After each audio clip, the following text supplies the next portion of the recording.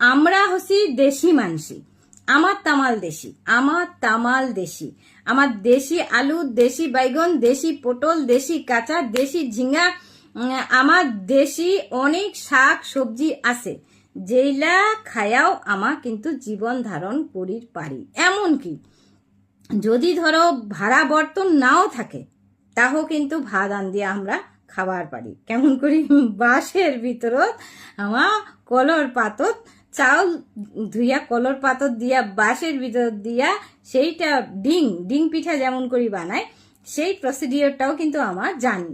তা সুতরাং আগত ওই শুনি ঠুনি তামাল্লায় আমার বাঁশে ঘাটনি ওইলা আমার বাঁশ বা ইয়া দিয়াই তৈরি হয়েছিল সেটা কাঁথা। তো এই কাঁথাটা মুই অনেক দিন ধরে কবার ধরছি যে আমার লোকাল যে ব্রিড গিলা আছে এইলাক দেশি ব্রিড গিলা সংরক্ষণ করা আর হারে না ফেলা আমার কিন্তু একটা টার্গেট হওয়া উচিত। হ্যাঁ, আমার তো জমি কম আছে আমার ঠেলা জমি কম আছে, কৃষিকাজ অন্য কারো হাতে চলে গেছে, কিন্তু আমার তো কৃষিকাজ পারদর্শী মানছি না।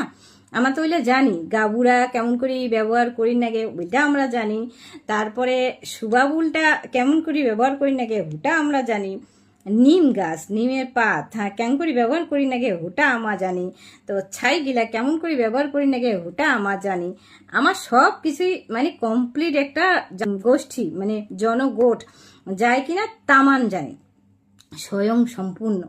তা যাই হোক, এইটা আরো ফিরিয়ে আনো যে আমার জেলা ব্রিড ছিল জেলা দেশি গিলা কি হয়, দেশি গিলা না এই পরিবেশ পরিস্থিতিতে ওমরা সহজে মরে না। জেলা যে দেশি গাছপালা জেলা আছে না দেশি ব্রিড গিলা ওরা সহজে মরে না। আর যে এল নিনো বলে একটা কথা এসেছে তাতে কি হবে, ওই জেলা আমরা এতদিন ধরে চাষ করে আসিছি হাইব্রিড নাও বাঁচির পারে, কিন্তু যেটা দেশি আছে সেইলা কিন্তু বাঁচিবে। সে দেশি আলু হোক, এমনকি মুই যদি এলা উদাহরণ দিয়ে কও খুব খাদ্যের অভাব তে কি করিম, বাঁশ কুড়োল ব্যাম্বু শুট বিদেশত খুব দামে বিক্রি হয়, কিন্তু এই ব্যাম্বু শুট বা বাঁশ কুড়োল এককালে আমরা খাইছিনি তো বাঁশের গাজারি বাঁশের উপরে হাড়ি চাপা দিয়া সেটা পাতাকপির মতন হয়, সেটা আমরা খাইছি।